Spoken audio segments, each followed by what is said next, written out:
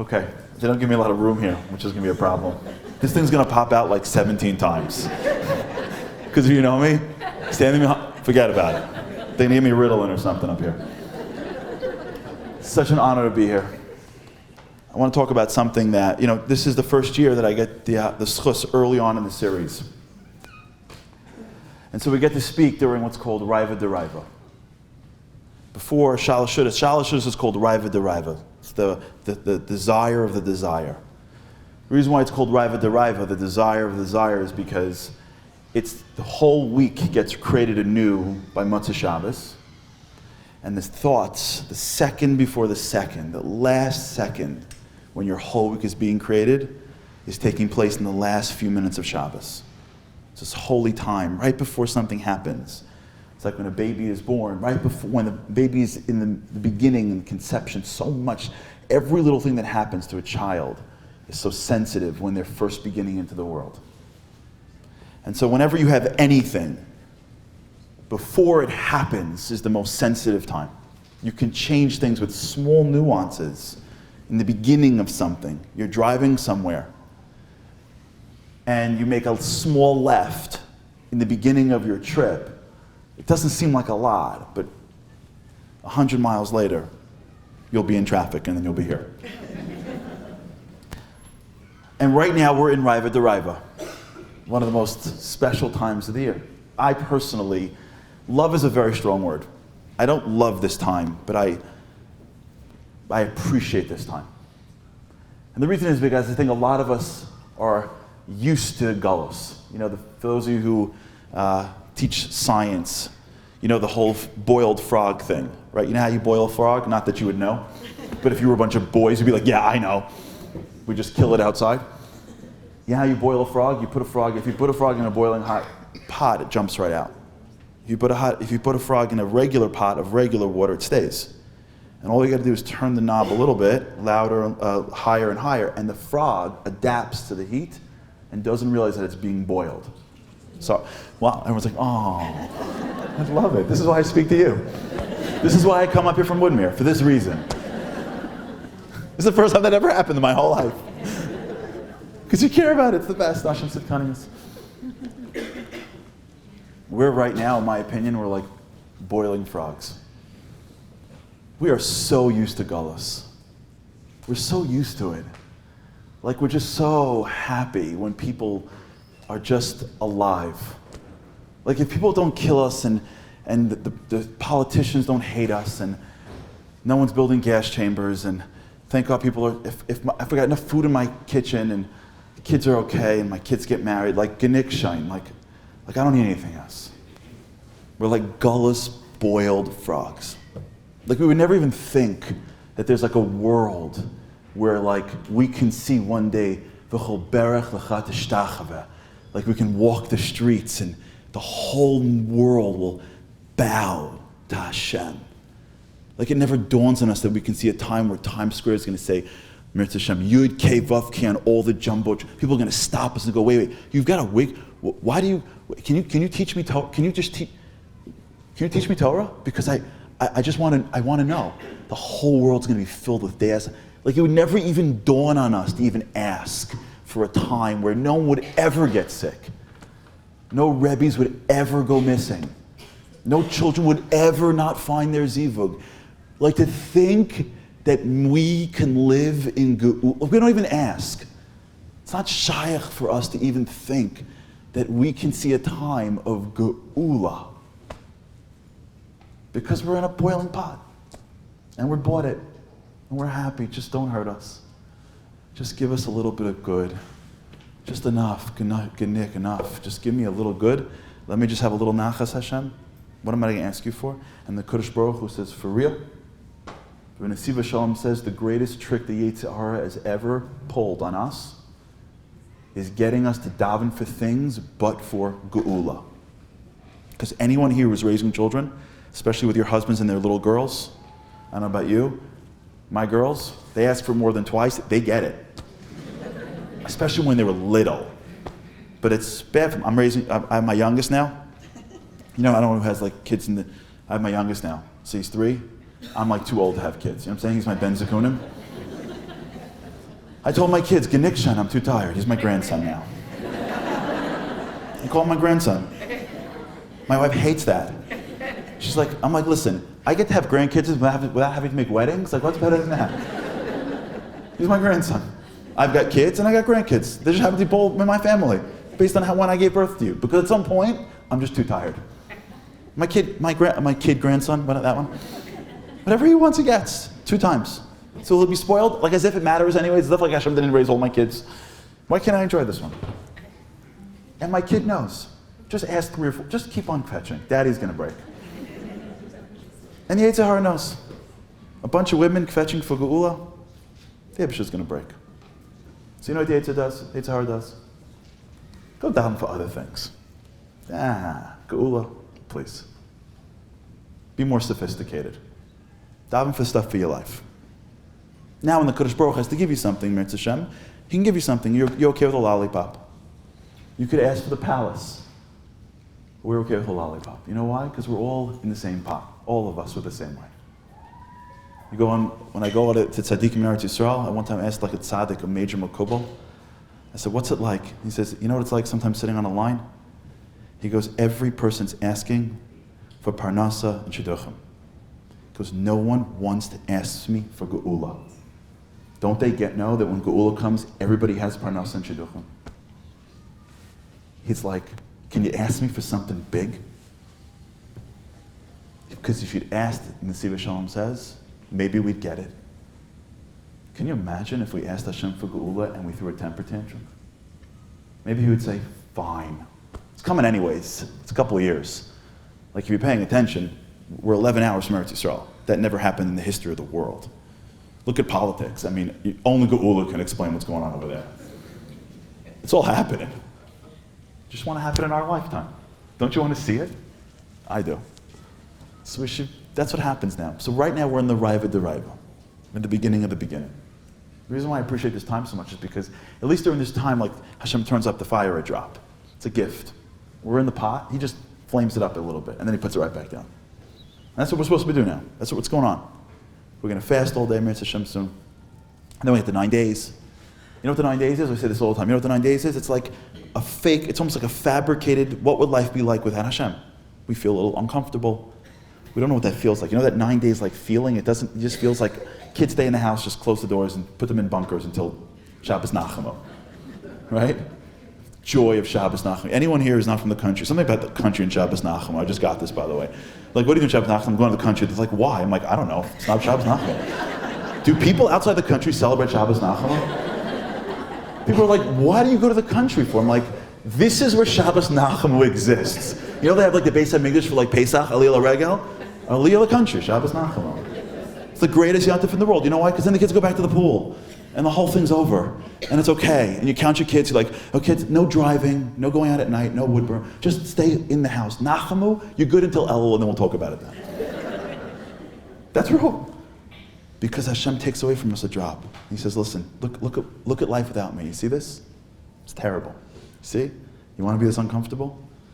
And now look at life with me. It's like when you want your kids to appreciate something, you pull away a little bit and you give it to them. What's going to go on now is a pull and a push. 9 days, he's going to pull a little bit. You're going to feel uncomfortable swimming and driving, and then he's going to let it go again. Nachamu. And that transition of I'm alone and now I'm not alone, that's supposed to be the fire. We're supposed to walk away and go, oh, I can get more of that feeling. I can walk the streets through walls. That's what we're doing this year. We're davening for Nachamu. Real Nachamu. Not the Nachamu just on the Haftorah. I'm talking about Daber Alev Yerushalayim, the whole thing. And now is the time where we can start this small process of fixing. Small little nuances. And maybe if we pick on just today, one thing we can all do together, all of us. Although I feel a little outnumbered here, but it's a whole other discussion. Maybe if we did one thing together, and we kept each other accountable, and we got to Nachmu with one Yisod, maybe, just maybe, we can fix one of the sins of what caused destruction. And we can show the Kodesh Baruch Hu we really want Geula. So let's start from the beginning.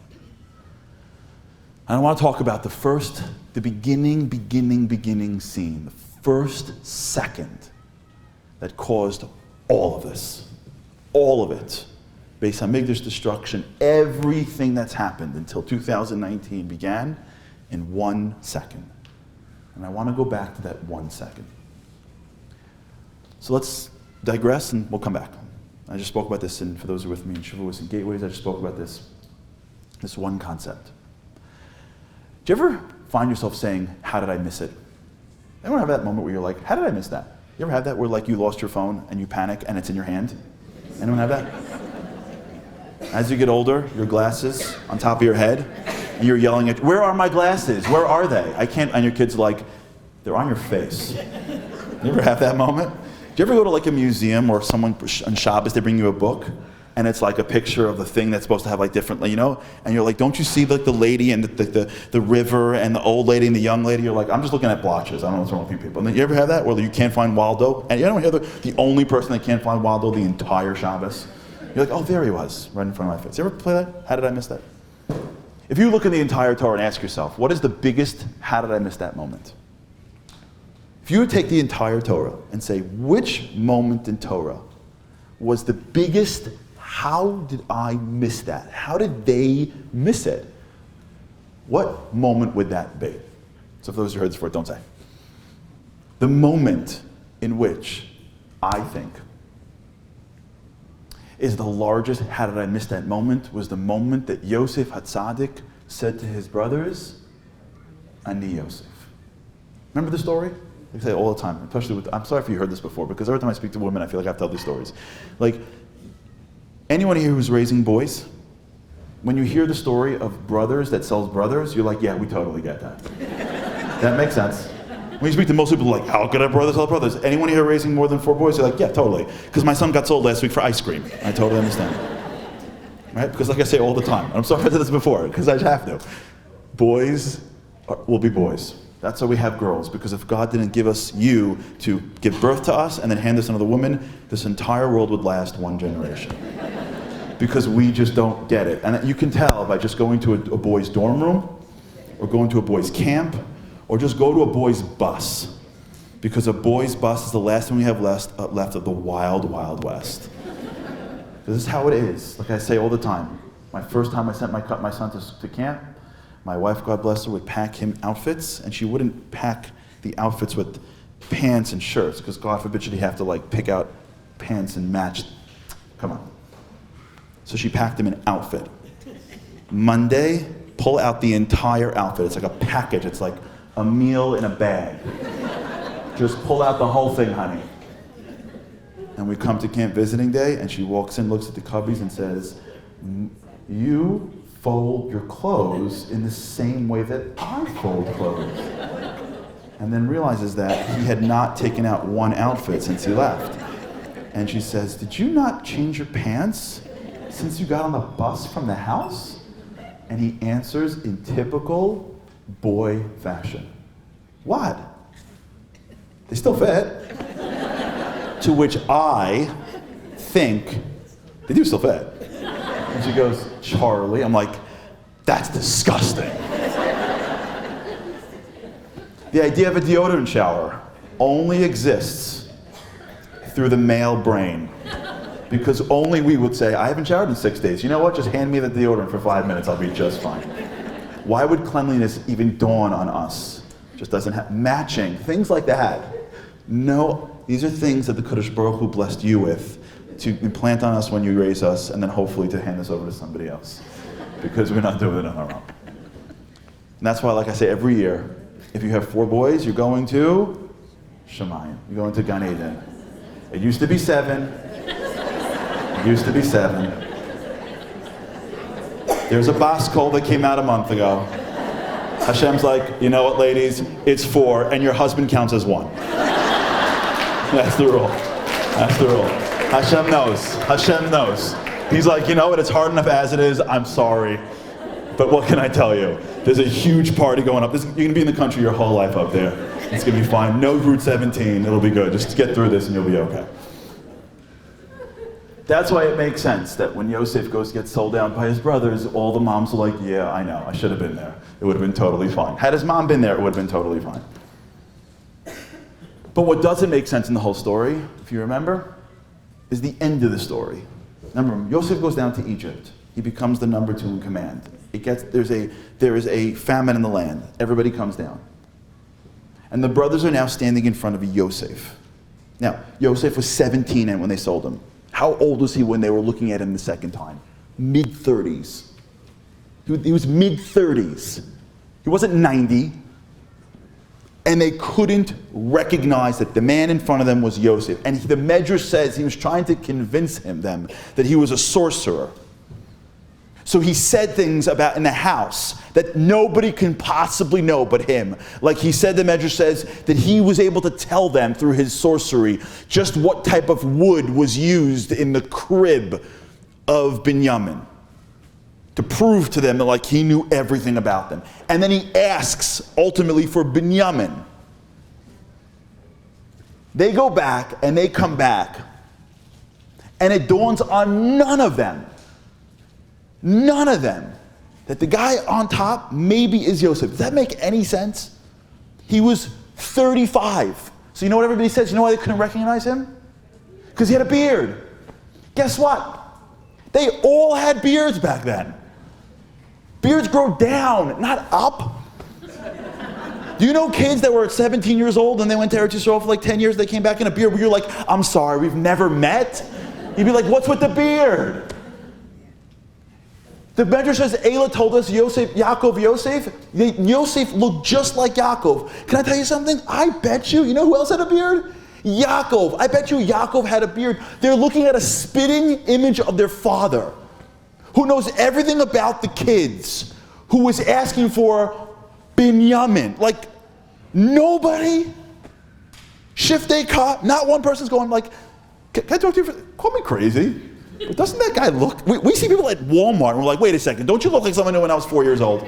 I'm telling you, you look familiar. 4 hours later, you find out that you're related because everybody's related. You're like, I knew you. Because when I was 4, I went to camp, you were in my neck. They're staring at their brother who looks just like their brother, who's a middle-aged man, who looks just like their father, who knows everything about the family, who's asking for the one brother that he should be asking for. And nobody was like, wait a second. There's no medrash that after he says, Ani Yosef, they're like, oh, there's no medrash that God like hits ushers like, I told you, you owe me $50. I told you. It doesn't dawn on anybody along the way that it could possibly be that the guy who looks just like their father, who knows about the family, is Yosef. They're so shocked. How did they miss it? So I want to tell you a story. I read this in a book, so it must be true. You may have heard the story before, but I want to touch it up in a little bit of a different way, so stick through with it for me for a few minutes. The story about a man sitting on a park bench up in the Northwest, in the Seattle area. And he's on a park bench and he's a broken man. Walking down the park is an old man, dressed completely head to toe in velour. Now, if you're in velour head to toe, there's no happy medium in velour.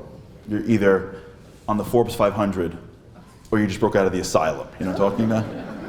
Either someone's getting your autograph or someone's trying to remind you to take your meds. There's no middle. If you're full velour, God bless you. If you're full velour, Hashem should bless you. He's walking, he's jogging as if, headband, full velour, as the story goes. And he jogs by this man who's sitting on a park bench, who's crying in his hands. And he stops. And he sits down next to him and he says, what's the matter? And he looks up and he goes, what's the difference? He goes, I'm here. What's the matter? And the man starts telling him his life. He had a business that he inherited from his father, who inherited it from his father. His grandfather started a business years ago. The business was the pride and joy of the entire family. The entire family is based off this business. His town, his legacy, the school, the kids, everything is being net from this business. And the business just hit some hard times. The market turned on them. They made a couple of loans that went south. A couple of people that bought products stopped buying products.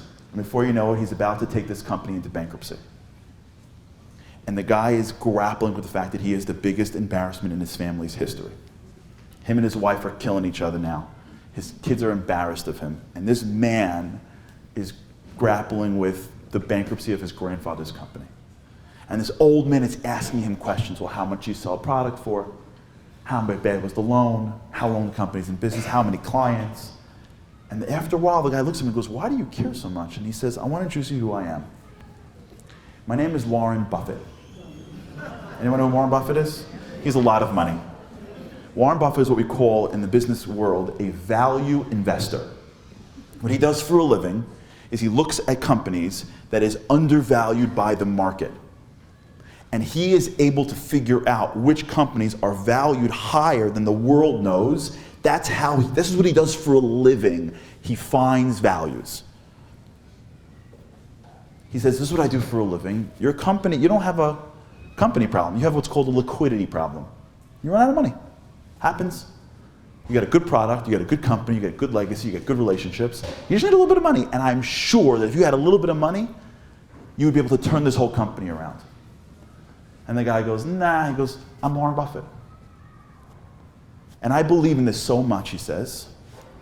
He pulls out of his pocket a checkbook. He goes, I'm going to write you a check right now for $1 million.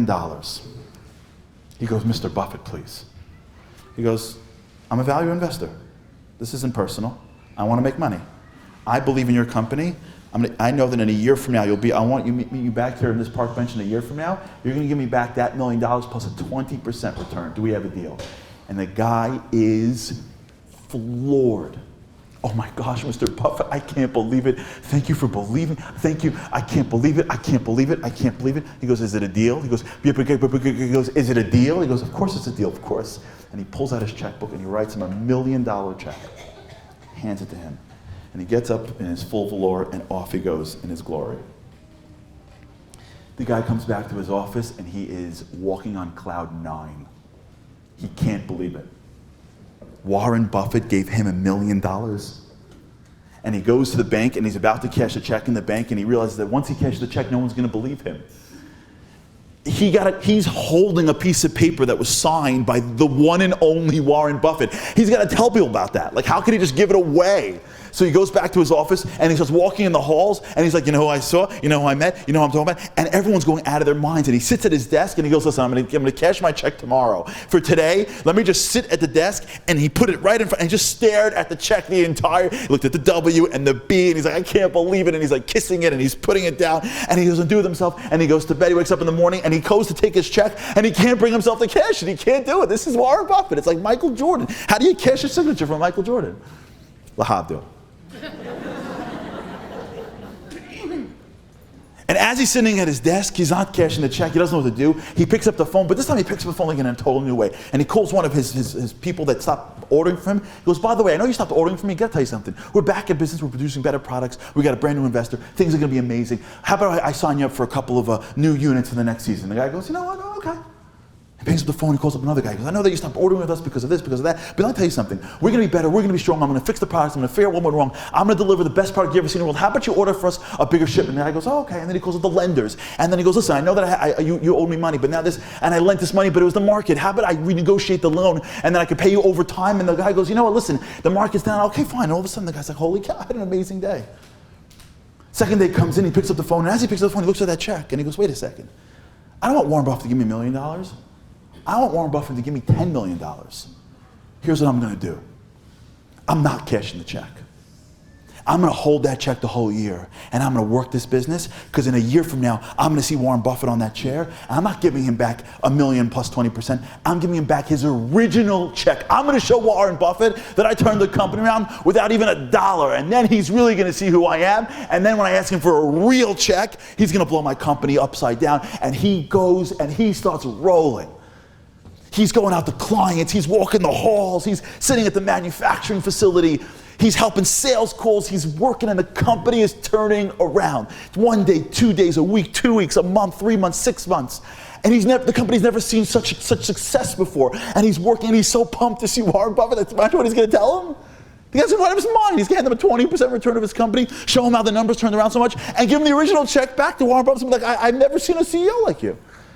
9 months, 10 months, 11 months, 12 months. And the day finally comes, he can't sleep. He's up all night. 5 o'clock in the morning, he gets ready, puts on a suit, he walks back to his chair, and he sits there all morning. 5, 5:30, 6, 6:30, 7, 7:30, 8 o'clock. In the corner he sees velour.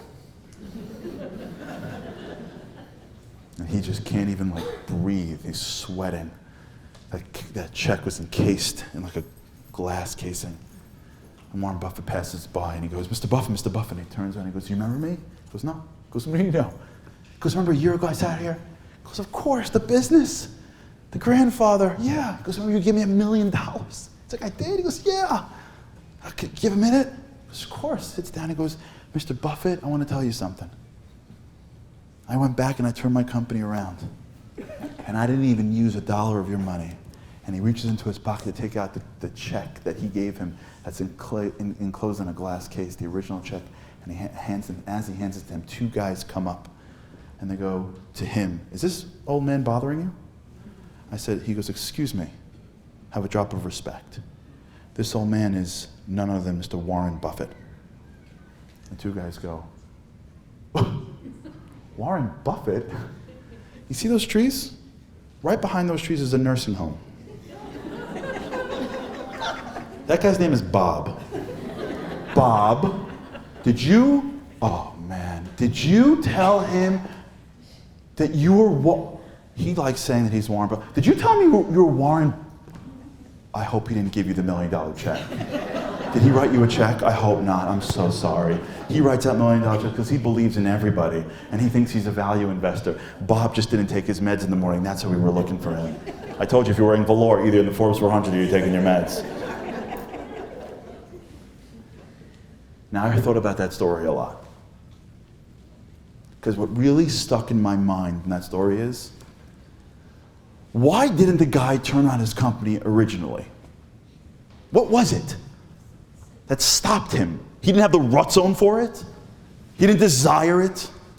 He didn't hope for it. He didn't daven for it. You think this guy finished his company watching his own father go bankrupt? You think he came home and saw his own children and felt bad about himself? You think he went through his life and said to himself, well, I'll just take it in and I'll go nap? He wasn't going to shul. He wasn't davening. He wasn't trying. He didn't have enough desire. I am sure that this man tried so hard to fix his company. What in the world happened from the guy who was trying to fix his company on day one and a guy who meets a fake Warren Buffett? How come one can and one can't? What changed? He didn't make any money. He didn't even meet Warren Buffett. Nothing happened to the guy. Nothing in his life changed physically after his meeting with Mr. Fake Warren Buffett, but yet something happened to him that changed his life. What was it? And the answer is that every single one of us has an unlimited amount of potential. All of us, however old and young we are built with a chelek elokami mamish, which means inside me and you is a piece of the Rabbono Shel Olam. When we wake up in the morning, when we look at our days, we look at the challenges in front of us, we look at the goals and aspirations, usually what we do whenever we engage in life is we shortchange ourselves. God says, I am God. I am the all, everything. I have taken a piece, especially if you're B'nai B'chor Yisrael, especially if you're Klal Yisrael. The whole world's beautiful. I am taking, just for a second, just digest, I'm taking a piece of the Rabbono Shel Olam. And inside each and every one of us, I'm into it, I'm not into it, I'm religious, I'm not religious, I'm really into it, that's all nonsense. What's inside us is more koiches than we can ever use for the rest of our lives. Baked in. It's in there already. Much of why people fail in life is not because they fail. It's because they see themselves as less than they are. It's the boiling frog. The reason why we don't stand in front of the Kodesh Baruch Hu and go, are you serious? It's 2019. There's no geula. What in the world are you waiting for? The reason why the kid throws a temper tantrum and your niece doesn't is because your child knows you're going to break, because your child knows they love me. He may not be able to process it in his conscious mind. Your child knows, if I scream loud enough, they're going to break. You know why? Because I'm worth it. Because I'm worth it. Because they got that. That's why they throw temper tantrums. The greatest challenge we have in life is that we take our own selves and we limit who we are. Because what we have is something called cognitive bias. This is great research by a man named Daniel Kahneman, for those who are studying behavioral economics. And he explains in all of his theories and his books that whenever you make a decision, you are unaware of just how much bias you have. We are unaware that when we see people, we like people more because they look like us. We overweight someone's abilities based on how they look like us. That's a bias. We overweight losing something to gaining something because it's called loss aversion. It's a bias. Me and you wake up in the morning and we look ourselves in the mirror, what we see back is not the full picture. We see back a person that is less than who we really are because what we're looking at, the filter in which we see the world, is biased. We have a bias against our own selves because we're scared, we don't want to be vulnerable, we want to be accepted, and if we do something outside whatever, we may not get accepted by our friends, we want to be successful, and then when you throw in this thing called the shidduch boogeyman, forget about that. Because not only is it my friends, there's like a general shidduch boogeyman just hovering around, and if I do this or do that, or my kid does this or I do that, or my kid doesn't go here or goes there, someone out there will say something that'll affect my family. We walk around and what's in front of us is not us. We don't see our true selves. And many times the only way we come out of who we think we are to who we are is when someone sees it in us. And the only thing that changed for that guy was some guy who he thought was someone big looked at him and said, "You're more than you think you are. You don't have a CEO problem, you have a liquidity problem." When some guy who we thought was chashuv looked at him and said, "You're more," you know what happened inside him? Something unlocked inside him that was always there that would never come out. Because human beings will never see themselves until somebody sees it in them. And when you see something in somebody else, what you're doing many times is you are unlocking the thing that may never have come out in them. You know why the brothers didn't see Yosef for? You know why he said, "Ani Yosef," they had no idea? Because the Medrash tells us that the brothers thought Yosef was not one of them. Every one of the brothers, the Medrash tells us, was born with a woman. They were twins. They were born with their wives, except for one. Yosef, you know who Yosef's wife was? Anybody? Asnas. Asnas was Dinah's daughter. So he wasn't born with them. You know why? Because he was destined to go to Mitzrayim and marry Asnas. But from the Shvatim, again, I'm not talking about the Shiftei Kah, Hashem Shabbat, I'm just learning Torah.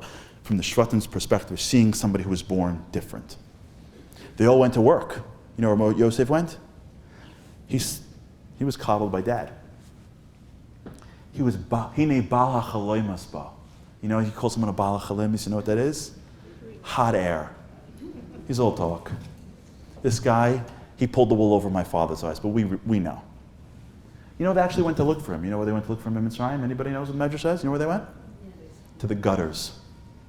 They went to the gutters to find, because that's, for whatever reason, at their own level. That's where they thought he'd end up. And here's his brother staring right at him. And they can't see their brother for who he really was. He is staring right at them and they can't even see him. There are kids sitting in classes all year long and they are totally invisible. Totally invisible. Because in the school, God bless all schools, all teachers, all rabbis, no one's at fault. Everyone's wonderful, God bless America. Pause. Some places seem to make it feel like this is what it means to be a student, and if you're not going to swim up to this place, we are invisible. There are kids sitting in homes that are not as good on surface or on paper as their siblings, and they're invisible. They're invisible. You see them, but you don't see them.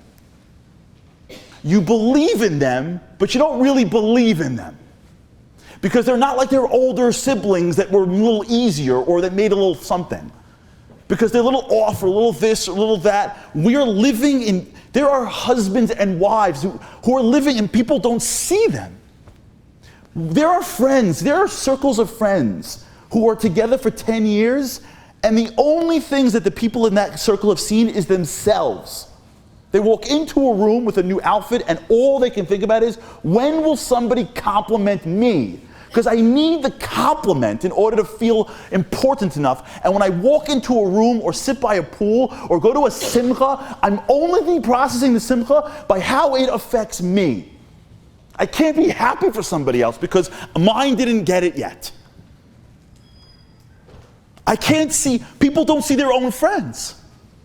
And they know them for 20 years, but they never actually saw them. They never actually saw how awesome, they never really believe in them. They're not machshiv, the people that they spend their whole days with. Brothers could be together and you can stare at a brother and not even see him in your face. Because our eyes are able to see what we call either einei basar or einei seichel. Every one of our eyes are either physical eyes or spiritual eyes.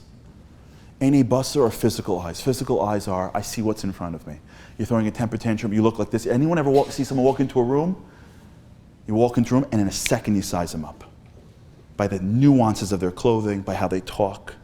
We're like experts, we're like FBI interrogators. We all work for the Mossad. We can profile somebody in a minute. Oh, we know. Where'd you go? Oh, got it. Got it. That's called einei basar. Einei basar are the parts of our lives where we use our eyes for what's right in front of us.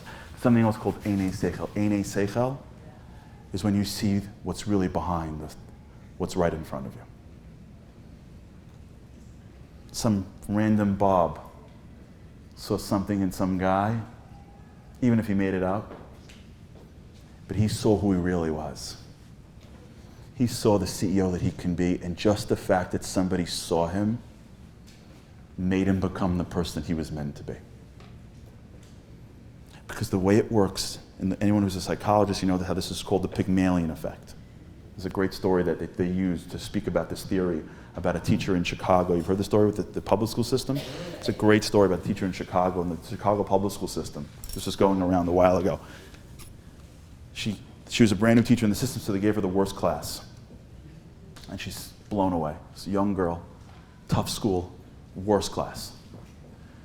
She's going through their profiles and she realizes that next to each kid's name, they mistakenly put their IQ numbers. And she realized that these kids are geniuses. And they're probably too smart for the regular curriculum. It's probably like a collection of geniuses. Like, she's got to deal with like all these like, Mensa type people. And they're probably going, so she comes to class the first day and these kids are going out of their minds. And she's like, at the end of the year, I'm going to have to report that I can't even teach geniuses math. So she's like, how am I going to do this? And she's teaching them, they're not taking it in. She teaches a different way, they're not taking it in.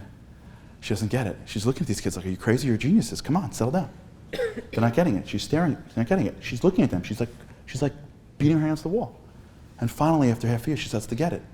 She figures how to teach this kid this way, and this kid that way, and this kid that way. By the end of the year, these kids were one of the best classes in the whole school. This is a great story. Came out of Chicago. She comes to teachers room at the end of the year. As she walks in the room her last day, all the teachers stand up and clap for her. They said, what are you doing? She goes, you did the impossible. Your class did better than most of the rest of the classes, and they were the worst class. She goes, listen, I'm sorry. I was in the office, and I looked at the profiles. And I know that maybe I shouldn't have, but I saw that all their, next to the names were their IQ numbers, and I knew they were geniuses, so I figured it was on me. And the principal goes, IQ numbers? We don't have IQ numbers. She goes, that paper? She goes, those are locker numbers.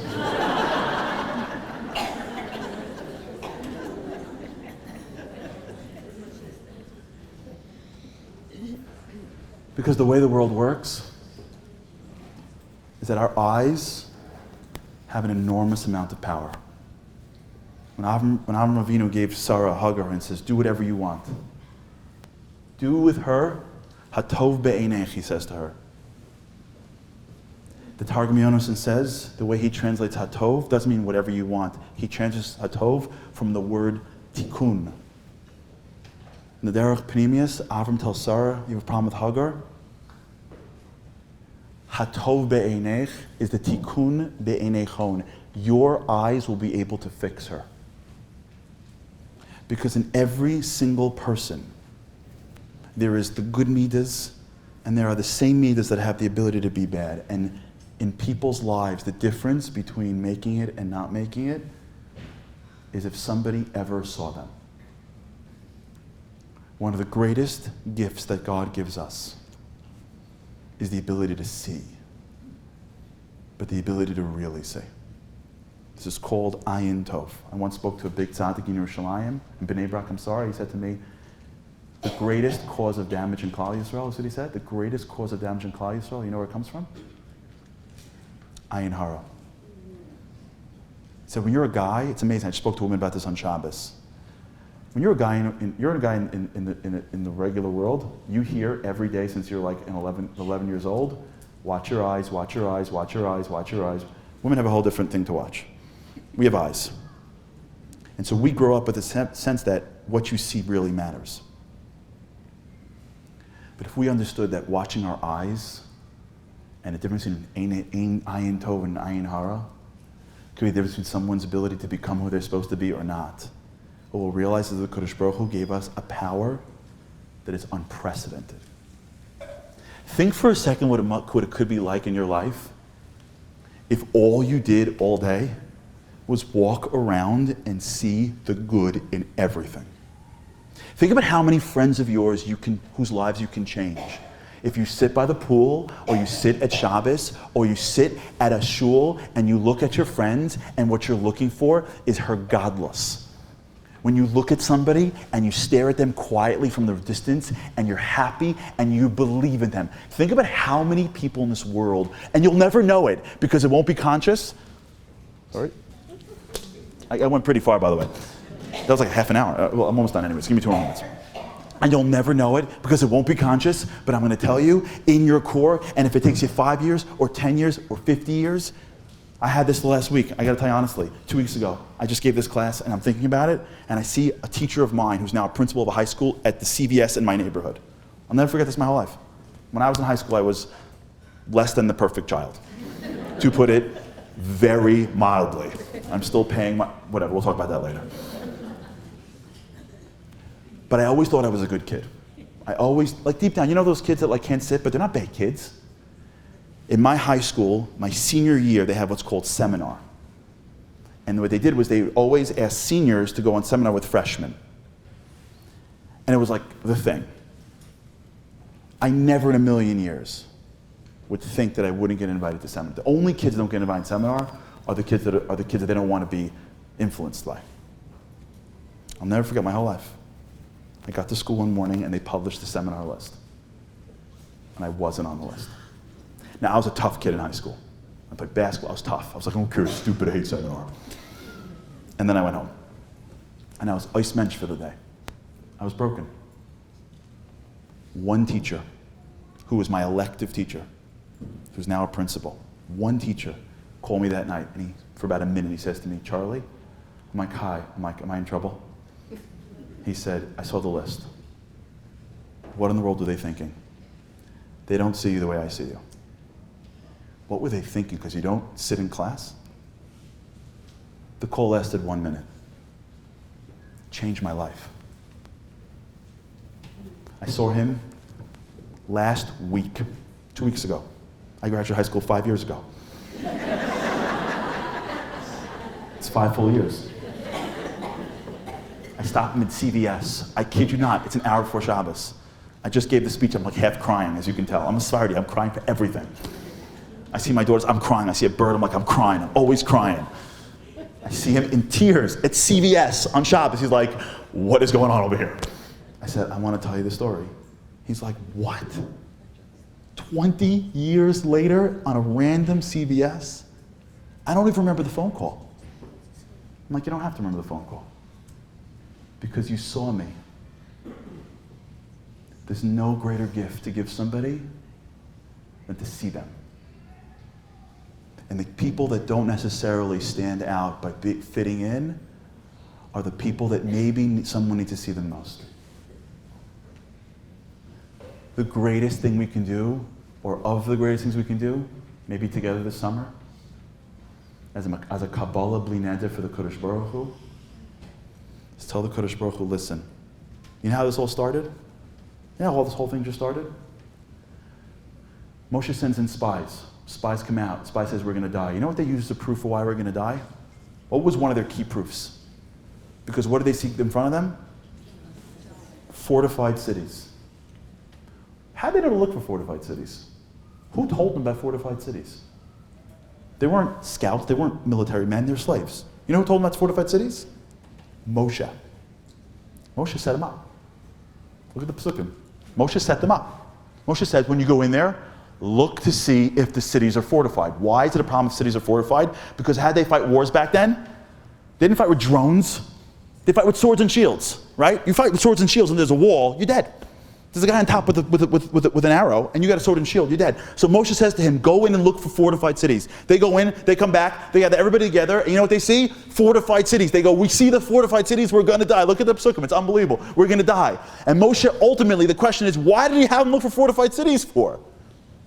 So the reason why Moshe had them look for fortified cities is, if you walk down the street and you see someone's house, and that house has 40 alarm systems, is the person behind the house strong or weak? They're weak. The guy who's the toughest guy on the block sits on the porch. Moshe wanted to see if the people in Canaan, were they strong people or were they weak people? When we got into Yericho, what did Rachav tell the spies in Yericho? We're weak, we're done, it's over. You just got to get through the wall and everybody's already yours. Moshe wanted to know, are the people in Canaan strong? Or do they sit out in villages?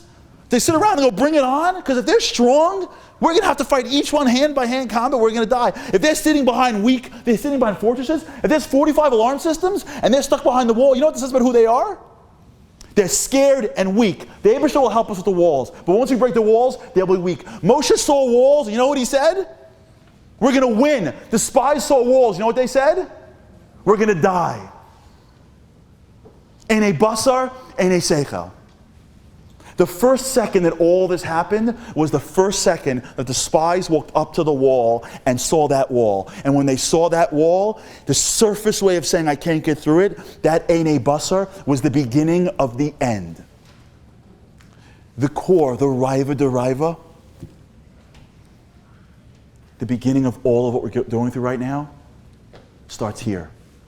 That's why in their Panemius, they said, in Panemius, every month is a different body part. Every month has a tikkun for a body part. Do you know what Tammuz and Av are? Einayim. Because the tikkun, the fight for this month is our eyes. So I'll leave you with this, then I'll close. Let's do something together. Every day, let's makabel upon ourselves, from now until Nachamu. Every single day, look at one person in your life. A kid, a friend, spouse, just one. And don't say a word to them, because then you think you're weird. Who'd you speak to? It's a weird, oh God, I really going to shear them, do me a favor. Don't do that, especially to the guys. Look at one person, especially if they're friends of yours, especially if it's someone that you're threatened by, if you're holding like that.